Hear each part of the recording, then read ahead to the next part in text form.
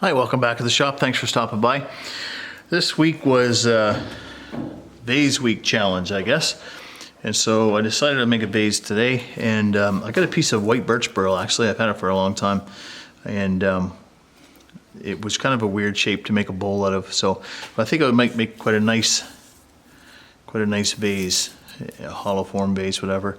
So I've got it mounted up here between centers right now. And I'm going to leave the bark on. I know it's pretty tight. I expect to turn it all off, but I think I can make kind of a classic hollow form type shape out of this thing. But it's not actually running too badly. So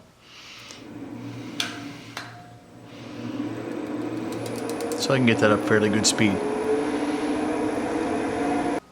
So I'm going to throw a face shield on. I'm going to grab my Easy Wood Tools Pro Series Hollower because it roughs stuff like this in really easily. So.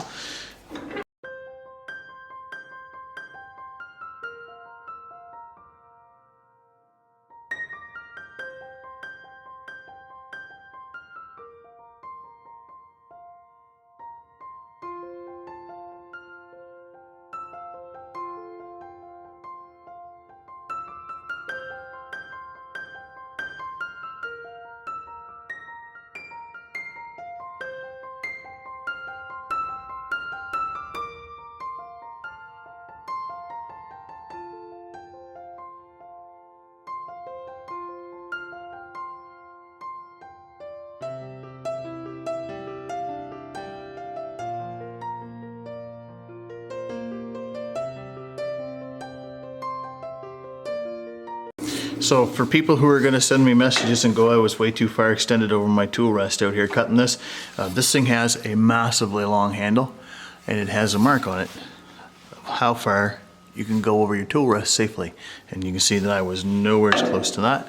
And, this tool is super rigid, and so you can actually extend quite a long ways. Now this is a little soft right here, so I'm hoping I'm going to get down. I'm going to turn it till I get down past that actually.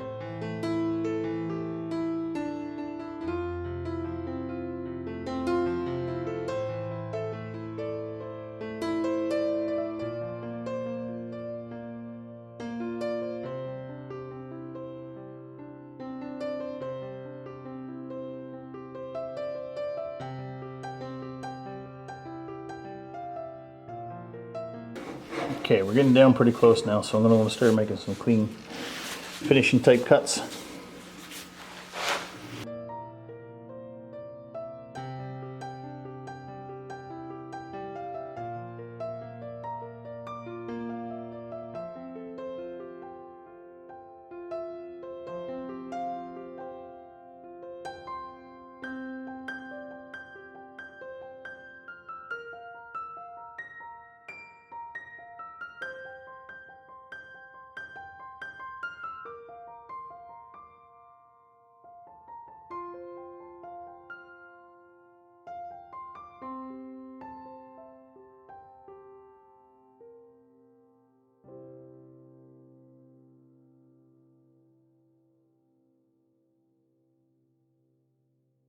So so much curl in this that even cutting downhill I'm getting some tear in my grain, so I'm probably going to have to feather that back a little bit the other direction, see if I can get a cleaner cut.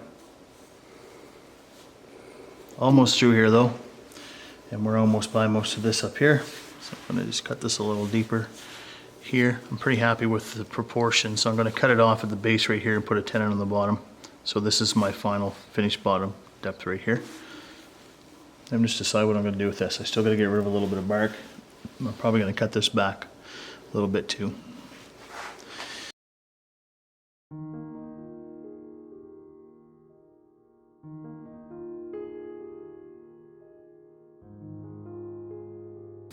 Okay, good, we're clear of that now. That's a nice clean cut. Seems to cut better even going uphill. I'm going to try that actually down here.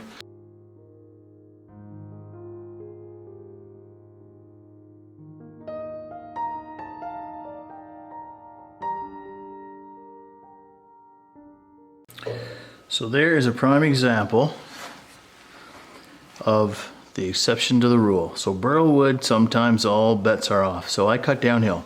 You know, the rule of thumb is cut downhill for a better cut.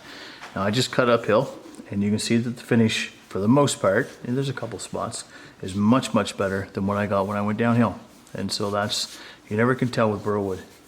There's some really nice figure in this, some wormholes. I'm gonna leave all of them in there. I'll blow them out when I'm done. So I don't mind those a bit. I'm gonna get the final shape on this, and then I'm gonna turn a tenon on the bottom.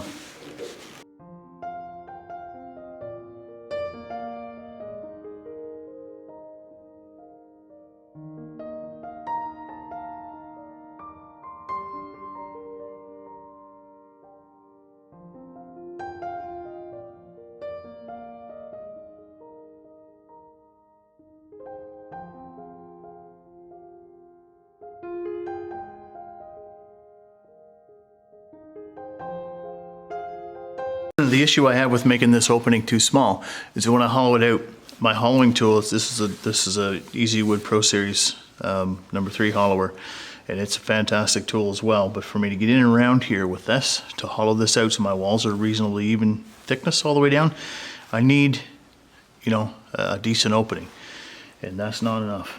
So I'm going to end up cutting this back a little bit. I might just shape this a little bit more so I still get the same kind of contour, just a little shorter, but I'm pretty happy with the shape. And I think it probably would look okay anyways, even if I cut this back to here.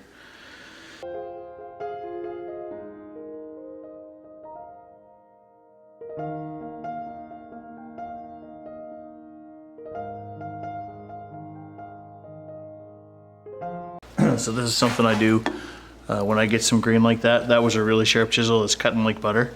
But again, with burl wood, you get grain going all over the place, and so you're cutting against it and it tears it up. So, but if you see this right here, I think you can see this little tear out. And here, I'm gonna put a little oil on that, right around that area, and I'm gonna sharpen up my scraper. And all that does is just softens that grain a little bit.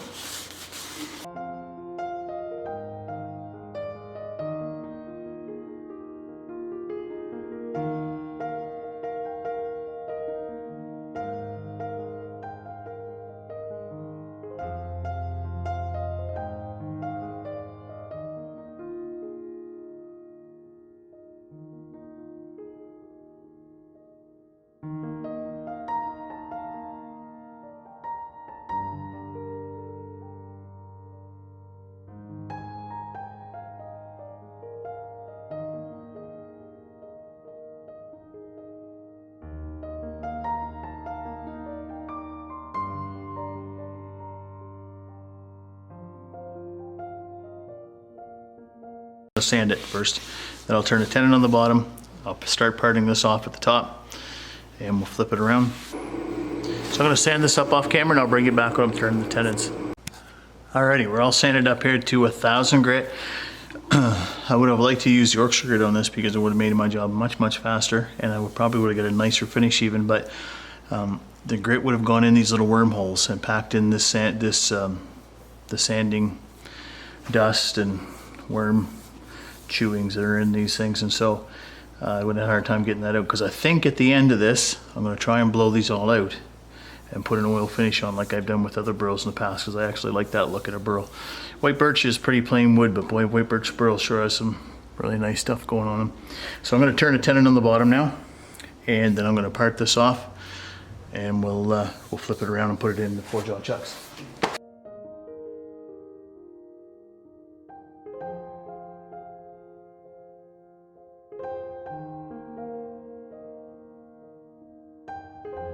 Shout out to Easy Wood Tools. They watched my videos, and they heard me say that I'd broken my parting tool and I had to get another one, and they contacted me, and I got my order placed, and they got that out to me like that day, and I had a new parting tool within a couple of days, so I really appreciate that. So thanks, Easy Wood.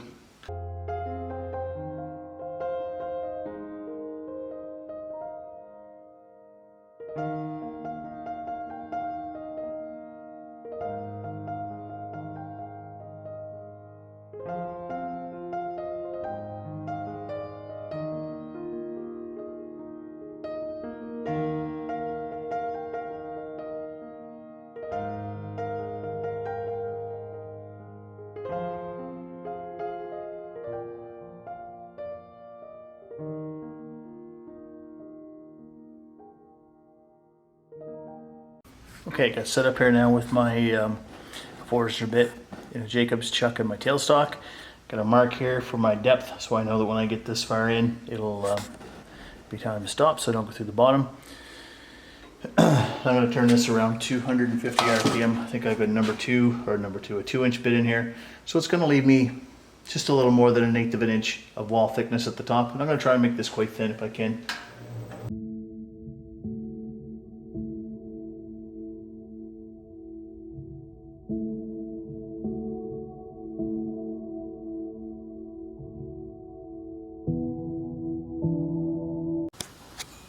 Okay, I'm going to show you a little bit of the hollowing, but not all of it, because it's really hard to see in there and it's not very exciting to watch. So I'm just going to use my number 1 Pro hollower, my number 3 Pro hollower, and I'm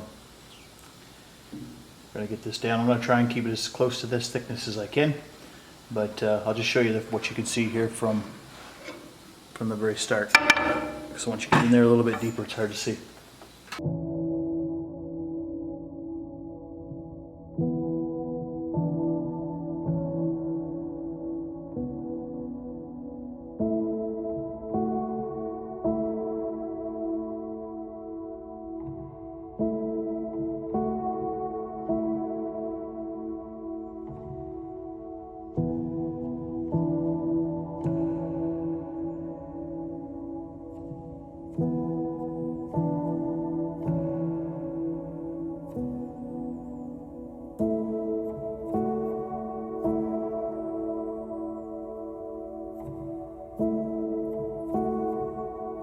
Okay, so I got this all hollowed out. I've got to sand it up on the inside as far in as I can get to. There are some voids actually in the similar to this on the inside, and they're, I don't know if you can see that or not. Like, yeah, this one. So they're sharp and they're catching my sandpaper. So kind of hard to get down there very far sanding. So it's not the best finish on the inside, but I'm not displeased with it. So I took a little bit of time with my air hose and I blew out all the little wormholes, so they're all empty now.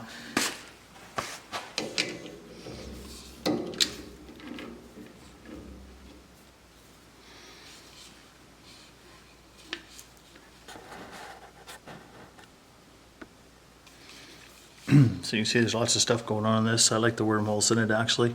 Kind of adds to that look on this piece. Some of them actually go right through. In terms of wall thickness, I'm right around 1/4 inch, 1/4 to 3/8, kind of in that area. I measured it right down to the bottom. It's pretty consistent, so it's not so bad. Like I say, and you probably can't see in there, but it's nice and smooth as far as I could reach. But on down in, and again, there's probably no way you're going to see that, but it's there's voids in there that made it really hard to sand. So I'm gonna get the bottom off it, and I'll bring you back when I'm finishing it up with the Jacob's chuck.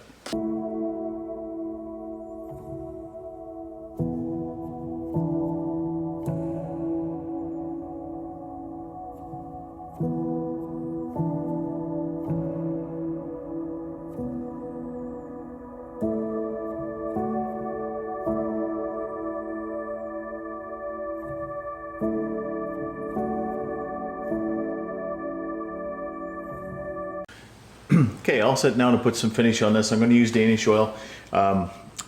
This is my old Danish oil, and I'm not sure exactly what happened to it. It's very discolored. I wouldn't dare put that on there because I'm scared it's going to stain it. That's all that was left in the can, so I don't know if it was rust in the can after, I've had it a while. But anyhow, very hard to find Danish oil in natural color. So I've got some, this is Circa. I was using Watco, but I can't find Watco anywhere. So this is a Circa brand. So I'm going to put some of this in there. And I like this finish on things that have wormholes and the like, because it's just a lot easier it doesn't clump up in the wormholes and things. So I'm going to put some in the middle, in the inside of it, and I'll put some on a cloth and wipe the outside. Try to slosh that around. So nothing too exciting here. You've seen me do it before. I'll put some pictures up or a video up at the end of the finished product. Actually, a friend of mine bought me a turntable. So this piece, actually, I'm going to oil it and show you. It has like it's almost like 3 different pieces in one if you turned it 1/3 of the way around each time. So So you get this piece with all the spalding and the wormholes, and you get this one with kind of the natural center of the burl and the rays coming out of it, and then you get this one that has all the tiger stripes in it. So it's kind of a pretty cool piece. So anyway, I hope you liked the video, and if you stuck with me, thanks so much for hanging around. I appreciate it. Thanks again to everyone who subscribed to the channel. If you like this video, please consider subscribing and hit that notification button so that you're made aware whenever I put out more videos. And next week is going to be a hybrid bowl for anybody who's missing seeing some resin turning. That's what's coming next week. I've got the blank cured, stabilized, and just getting ready to, I'm going to cast it. The next thing I do when I'm finished this is cast that. So next week that will be our video. So we'll see you next time.